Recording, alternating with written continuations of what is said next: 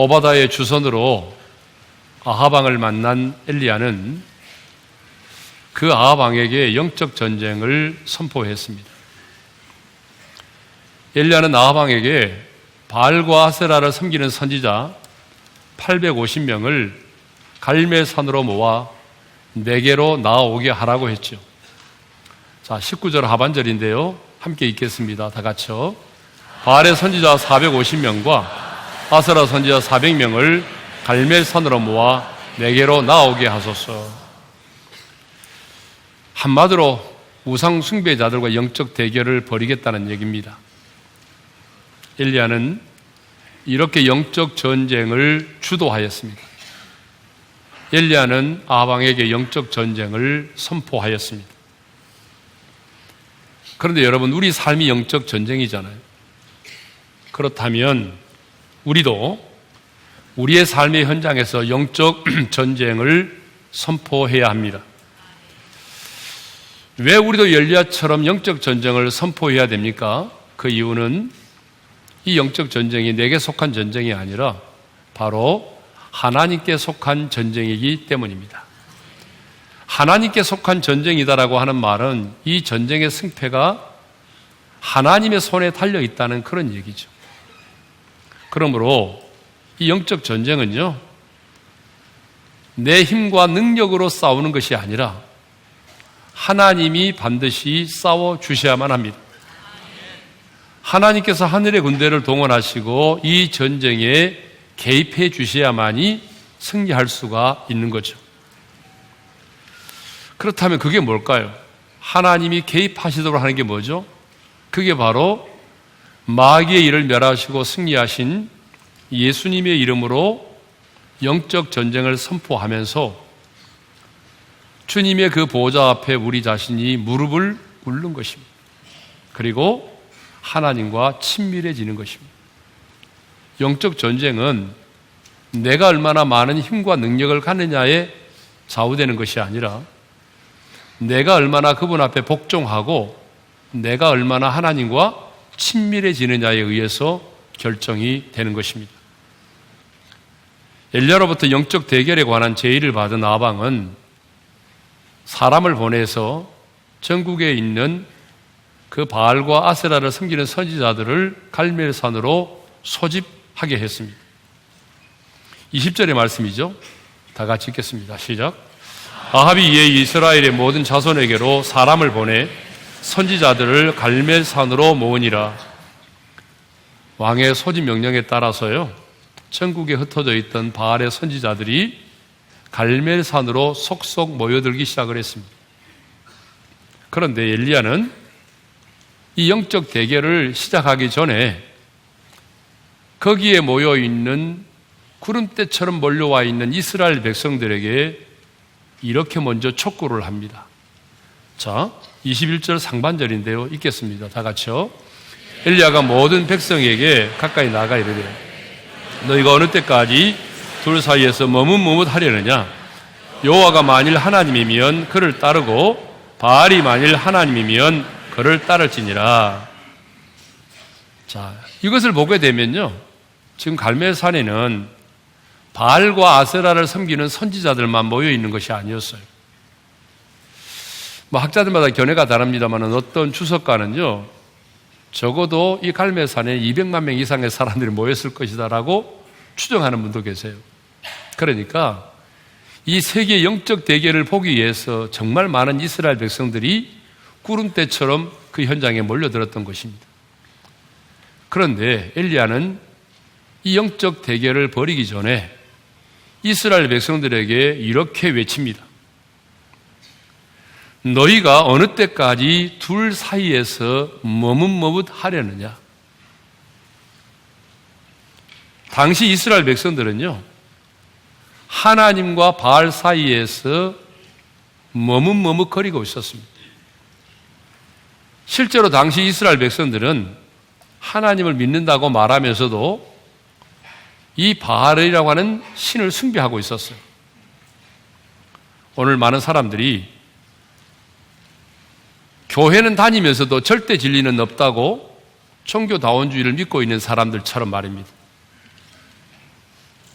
그런데 엘리야는 지금 세계 영적 대결을 보기 위해 갈멜산에 모인 이스라엘 백성들에게 너희가 어느 때까지 둘 사이에서 머뭇머뭇하려느냐?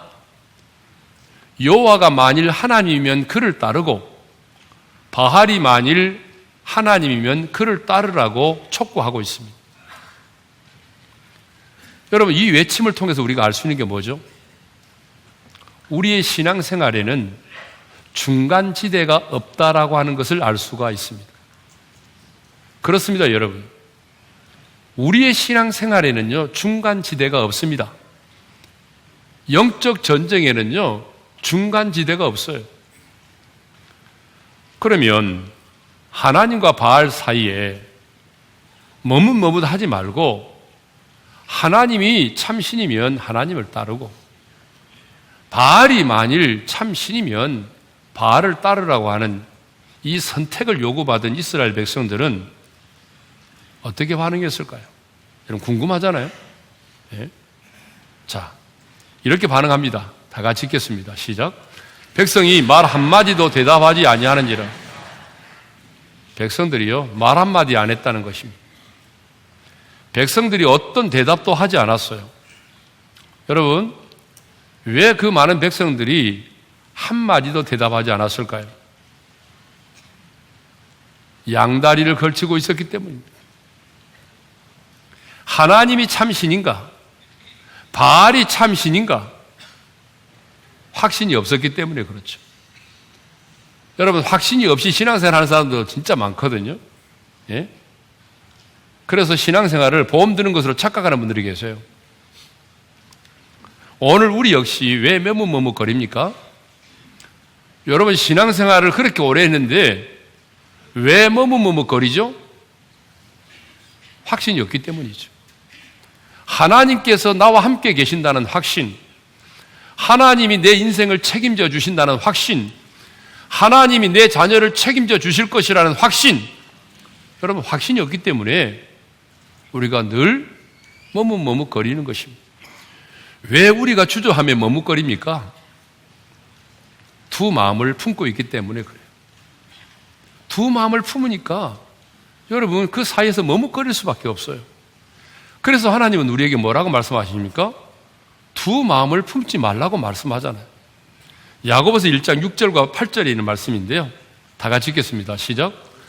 오직 믿음으로 구하고 조금도 의심하지 말라. 의심하는 자는 마치 바람에 밀려 요동하는 바닷물결 같으니 이런 사람은 무엇이든지 죽게 얻기를 생각하지 말라. 두 마음을 품어 모든 일에 정함이 없는 자로다. 그래서 예수님도 뭐라고 말씀하셨나요? 한 사람이 두 주인을 섬기지 못할 것이며 하나님과 재물을 겸하여 섬기지 못할 것이라. 마태복음 6장 24절에서 말씀하셨잖아요. 우리 읽겠습니다. 다 같이요. 한 사람이 두 주인을 섬기지 못할 것이니 혹 이를 미워하고 저를 사랑하거나 혹 이를 중히 여기고 저를 경히 여김이라.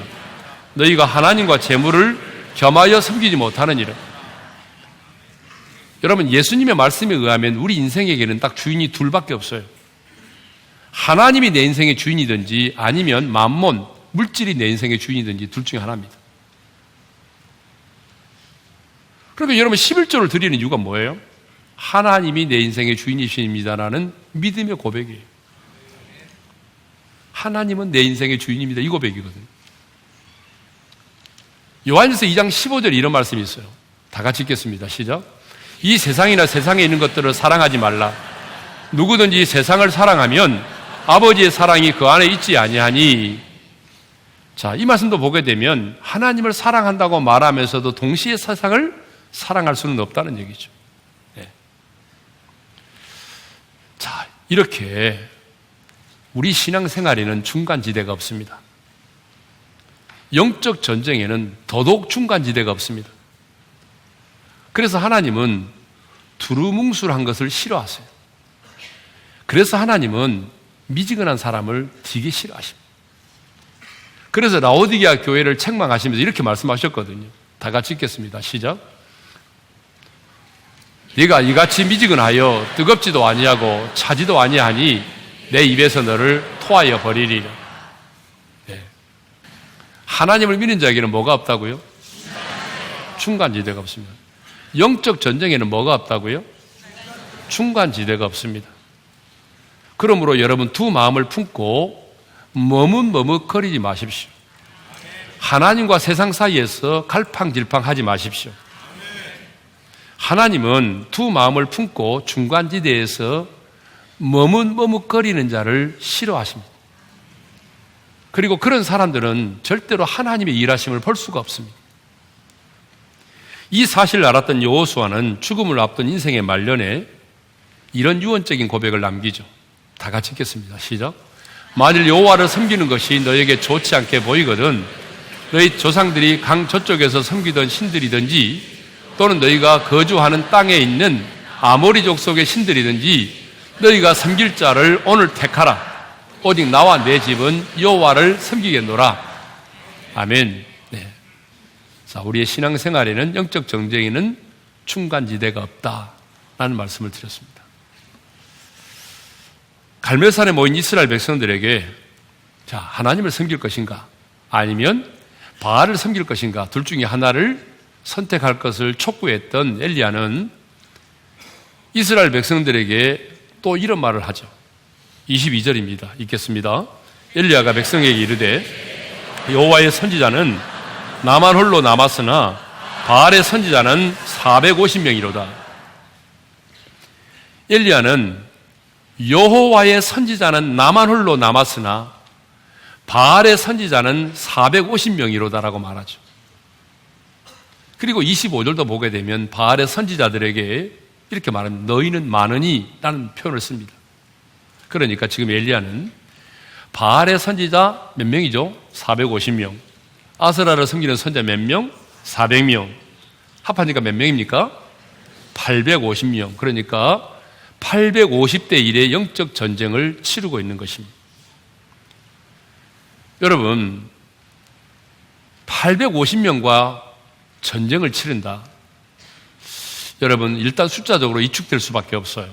그런데 우리가 다음 시간에 살펴보겠지만 엘리야는요 전혀 이축되지 않았습니다. 그 850명의 선지자들을 보고 두려워 떨지 않았습니다.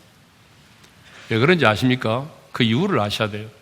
그것은 영적인 전쟁은 숫자의 싸움이 아니기 때문입니다. 여러분, 영적 전쟁은요 숫자 노름이 아닙니다. 영적 전쟁은 숫자의 싸움이 아닙니다. 그러므로 하나님의 사람은요 영적 전쟁을 치를 때는 수를 보지 않습니다. 영적 전쟁을 치를 때는 수와 크기를 보고 넘어지지 않습니다. 성경을 보게 되면 하나님이 허락하신 그 전쟁 가운데 숫자에 의해서 승패가 좌우된 적이 한 번이라도 있었나요? 한 번도 없었습니다. 그러니까 여러분, 영적인 전쟁은 숫자는 아무 의미가 없다는 거예요. 예? 왜 그럴까요? 하나님께 속한 전쟁이기 때문입니다. 하나님께 속한 전쟁은 하나님이 그 전쟁에 개입하시고 하나님이 싸워주시면 누구라도 승리할 수 있습니다. 그렇기 때문에 숫자는 아무 의미가 없는 거죠. 그래서요 수많은 전쟁에서 승리했던 다윗은 전쟁을 할 때에 한 번도 하나님께 적군의 숫자에 대해서 물어본 적이 없어요. 자, 블레셋이 쳐들어왔습니다. 그럴 때 다윗이 이렇게 물은 적이 있나요? 하나님, 블레셋 군 다 쳐들어온 놈들이 몇 명이나 됩니까? 그들의 병거는 얼마나 되죠? 하나님께 한 번도 적군의 군사력이라든지 병거라든지 군인의 숫자에 대해서 물어본 적이 없어요. 다윗이 하나님께 물었던 것은 이겁니다. 이 전쟁이 하나님 당신에게 속한 전쟁입니까? 이 전쟁이 누구에게 속한 전쟁이냐는 거죠. 하나님께 속한 전쟁인가를 물었어요. 그리고 그 다음에는 뭘 물으셨어요? 저들을 내 손에 붙이셨나이까? 그래, 하나님께서 이 전쟁은 내게 속한 전쟁이다. 내가 그들을 내 손에 붙였노라. 이렇게 말씀하시면 그 다음에는요 믿음으로 나아가기만 하면 승리합니다. 더 이상의 문제가 필요 없어요. 네? 영적 전쟁은 숫자가 중요하지 않아요. 숫자와는 상관이 없습니다. 엘리야는 지금 850명의 그 우상 숭배자들에게 둘러싸여 있지만 그들의 수를 보지 않았습니다. 여러분, 우리 역시 마찬가지죠. 내가 우리 가정에서 영적 전쟁을 치르려고 하는데 누구도 내 편이 없는 거예요. 아무도 나를 응원해 주지 않는 거예요. 그래서 우리가 그것 때문에 우리가 실족하고 두려워 떨고 염려할 때가 많거든요. 근데 여러분, 하나님의 군사로 부르심을 받고 영적 전쟁을 치르는 우리들도 엘리야처럼 수를 바라보지 않아야 됩니다. 내가 수를 세고 수를 바라보게 되면 두려워 떨 수밖에 없어요. 우리 가문에 보니까 예수 믿는 사람이 몇 명인가 쭉 한번 계산해보고, 그러니까 저 사람이 나를 도와주겠지, 중보기도 해주겠지. 근데 여러분, 어쩌면 그 사람이 나를 더 공격할 수 있거든요. 그러니까 사람들의 수를 보고 크기를 바라보게 되면 도리어 내가 두려워 떨 수밖에 없어요. 문제가 더 커 보이는 거예요. 많은 사람들이 복음을 거부하고 나를 미워하고 모함하고 나를 대적해도 여러분, 겁을 낼 필요가 없습니다. 내가 대적자들에 의해서 사방으로 우겨싸임을 당해도 겁낼 필요가 없습니다. 왜냐? 영적 전쟁은 숫자의 싸움이 아니기 때문입니다. 아니, 하나님이 함께 하시는 그 한 사람이 반드시 영적인 전쟁에서 승리하기 때문입니다. 22절의 말씀을 다시 한번 읽겠습니다. 다 같이요. 엘리야가 백성이 이르되 여호와의 선지자는 나만 홀로 남았으나 바알의 선지자는 450명이로다. 자, 엘리야는 갈멜산의 전투의 현장에 자신만 홀로 남아있다라고 말합니다. 물론 자기 혼자 남아있다고 그래서 두려워 떨거나 위축되지 않았습니다. 엘리야는. 왜냐하면 이 전쟁은 하나님께 속한 전쟁임을 알았기 때문이죠. 그러나 엘리야는요, 바알 선지자들과 영적 전쟁을 벌이고 아합 왕과 맞서 싸우는 사람은 자기 혼자만이라는 생각을 가지고 있었습니다. 여러분, 얼핏 보면 이 말은 맞는 말처럼 보입니다. 왜냐하면 지금 바알과 아세라를 섬기는 선지자들과 영적 전쟁을 치르고 있고 아합 왕과 맞짱을 뜨는 사람은 그 현장에는 지금 자신밖에 없거든요. 그래서 나만 홀로 있다, 나만 홀로 남아있다, 이런 표현을 썼습니다. 그런데 여러분, 엘리야는 혼자가 아니었습니다. 엘리야는 그렇게 생각하고 있었지만 사실은 엘리야 혼자가 아니었어요. 우리가 얼마 전에 생각했죠. 오바다를 생각한 적 있죠. 오바다. 자, 성경이 오바다를 뭐라고 표현하고 있어요? 여호와를 지극히 경외하는 자라고 표현하고 있었어요. 그렇죠? 오바다는 자기의 목숨을 걸고 자기의 전 재산을 다 바치면서까지 여호와의 선지자 100명을 굴속에 숨겨두고 떡과 물을 공급했던 사람입니다. 그래서 성경에 그는 여호와를 지극히 경외하는 자라는 그런 이름으로 기록되어 있습니다. 오바다도 있었죠. 뿐만 아니라 오바다에 의해서 목숨을 건진 여호와의 선지자 100명도 있었습니다. 뿐만 아니라 열왕기상 19장 18절에 보게 되면 바알에게 무릎 꿇지 않고 입 맞추지 아니한 자 7천도 있었거든요. 한번 읽어볼까요? 다 같이요.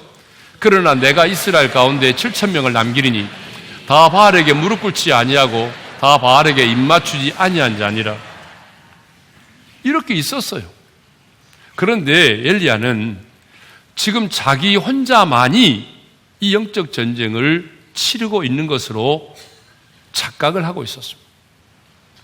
그런데 여러분, 엘리야만 그런 착각을 하는 것이 아니고 우리들도 그런 착각을 할 때가 굉장히 많이 있습니다. 영적 전쟁이 치열하다 보게 되면 나 홀로 이런 영적 전쟁을 치르고 있다는 생각을 하게 될 때가 있어요. 나 홀로 이런 고난을 받고 있고 나 홀로 이렇게 엄청난 십자가를 지고 주님이 가신 길을 따르고 있다는 생각을 할 때가 있습니다. 나 홀로 이런 배신을 당하는 것만 같고 나 홀로 이렇게 왕따를 당하는 것만 같고 나 홀로 이 세상의 경쟁에서 꼭 뒤처지는 사람처럼 그렇게 느껴질 때가 있다 그 말입니다. 그러나 아닙니다. 여러분은 결코 혼자가 아닙니다. 근데 여러분, 사탄의 전략을 아셔야 돼요. 사탄의 전략이 뭐냐면 나 홀로라고 하는 생각을 갖게 만든다는 것이죠. 엘리야가 이 엄청난 영적 전쟁에서 승리를 하거든요.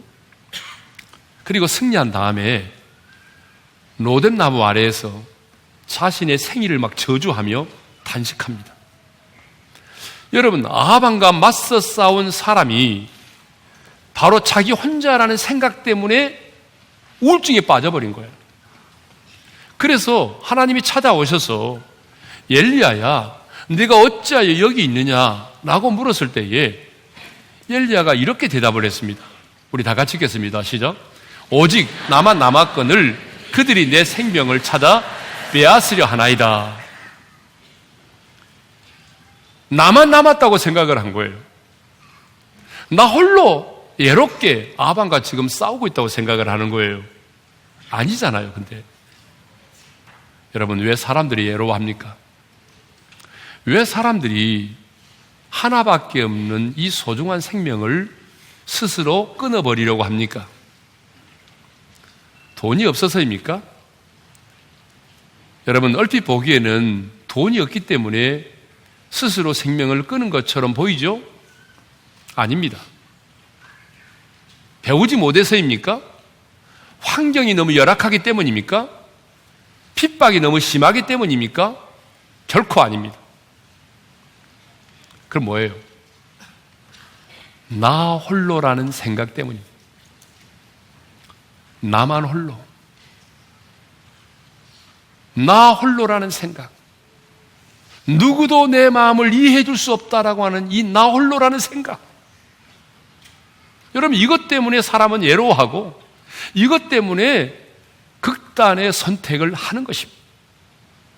그러므로 여러분, 나 홀로라고 하는 사탄이 가져다주는 생각을 버리고 주님의 말씀을 붙드시기를 바랍니다. 우리 주님께서 분명히 말씀하셨습니다. 내가 너희를 고아처럼 버려두지 않으리라.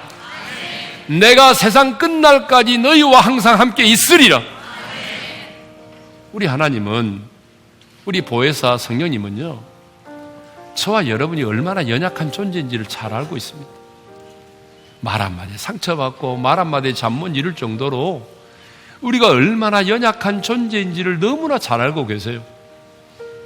그래서 여러분, 성령님이 보혜사 성령님으로 우리 안에 오셨잖아요. 내 곁에서 나를 위로해주고 나를 도와주기 위해서 오신 분이 보혜사 성령님이잖아요. 그 성령님이 지금 내 몸을 성전 삼고 내 안에 계시지 않습니까? 마귀를 멸하시고 승리하신 주님이 지금 나와 함께 계시지 않습니까? 아니, 세상에 있는 자보다 크신 주님이 지금 내 안에 계신단 말이죠. 그게 요한일서 4장 4절의 말씀이에요. 읽겠습니다. 다 같이요. 자녀들아, 너희는 하나님께 속하였고 또 그들을 이겼나니 이는 너희 안에 계신 이가 세상에 있는 자보다 크심이라. 여러분, 이 사실 믿어지면 아멘 합시다. 세상에 있는 자보다 크신 분이 지금 내 안에 계신단 말이에요. 예? 그러므로 인생이 너무 힘들고 인생의 고난이 겹치고, 예? 나 홀로라고 하는 그 생각에 주저앉고 싶을 때가 있어요. 그럴 때마다 성령의 도우심을 힘입어 이렇게 힘차게 외치십시오. 나는 결코 혼자가 아니다. 주님이 나와 함께 하신다. 우리 큰 소리로 다 같이 외치겠습니다. 시작. 나는 결코 혼자가 아니다. 주님이 나와 함께 하신다. 여러분, 이 말씀을 붙드시고 좌절과 절망의 자리에서 일어나서 힘차게 주님을 따르고 영적 전쟁의 선봉에 설 수 있기를 주님의 이름으로 축원합니다.